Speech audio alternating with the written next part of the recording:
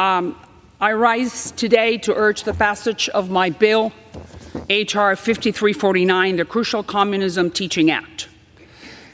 My legislation will develop a curriculum on the real, brutal history of communism and provide states with the resources to implement it from K through the end of high school. This bill is crucial at this hour for the health of our nation. And why is that? Because America's youth has been brainwashed by media and academia for the last 30 years to believe that communism is good. What a travesty. What a horror. Ask my parents and my community if that is true. And I'm just going to bring you some proof.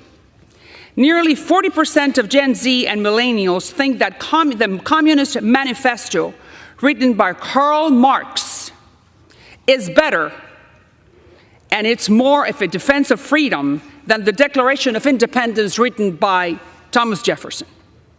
Just picture that. Jefferson and Karl Marx. For 40% of Gen Z, Marx wins over Jefferson. What a problem we have as a country. The Declaration of Independence, as we all know, gave birth to the longest and most prosperous democracy in the world, ours, and that's why we have to preserve it through this bill. More than 1/3 of millennials approve of communism because they do not know what they're talking about or what this is all about. They don't know that communism has claimed over 100 million lives all over the world, making it the deadliest ideology known to mankind. I represent the people of the city of Miami, which is the heart of the Cuban exile community, refuge of hundreds of thousands of Cubans, Nicaraguans, and Venezuelans that have fled the horrors of this ideology that we would like, through this bill, to teach our kids not to fall into that trap. Let's just go to Venezuela. Venezuela has the largest oil reserves in the world. That's a fact. It used to have the same GDP as Germany only 25 years ago. That's another fact. It has an inflation right now over 150%.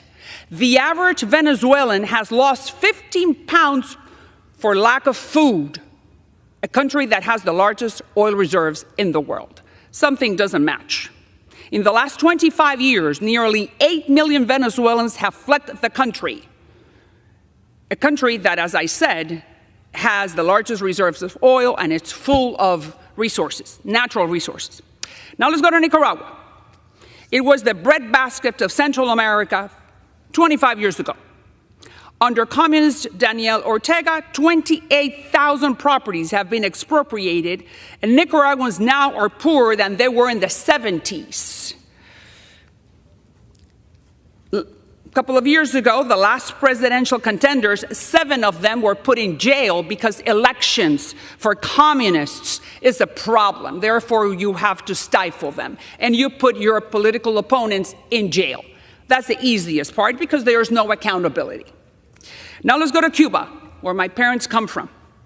My parents fled in the 60s. 70% of Cubans today eat only once a day.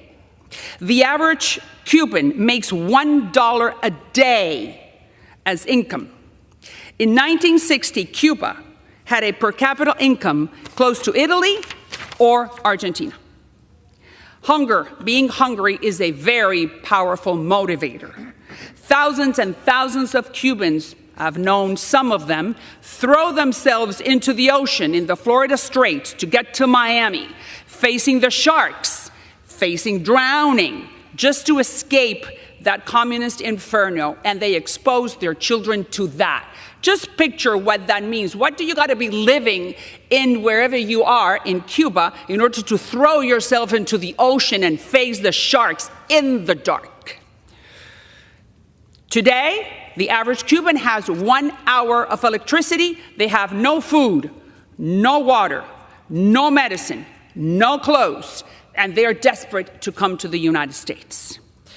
An island that is 90 miles away from the United States, the most powerful economy in the world, and an island that could be Taiwan, Singapore, or Taiwan, or Hong Kong, but because of communism.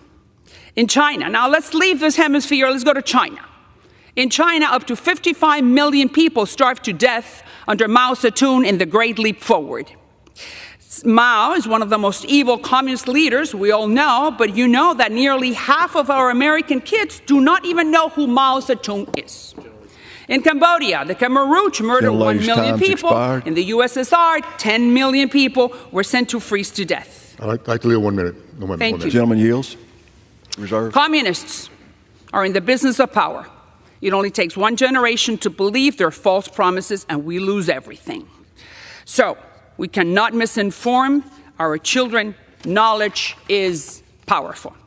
Churchill said, study history, study history. The further backward you can look, the further forward you're likely to see. Communism only leads to destruction and misery.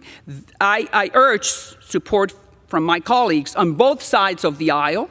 This bill has nothing to do with politics, Democrats. It has nothing to do with political parties. It has to do to preserve the institution and what we have created as a nation. So let's teach our children about the truth.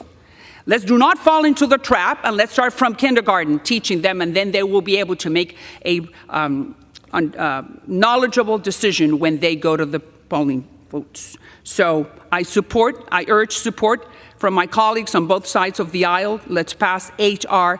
5349, and I yield back the balance of my time, which I don't think I have.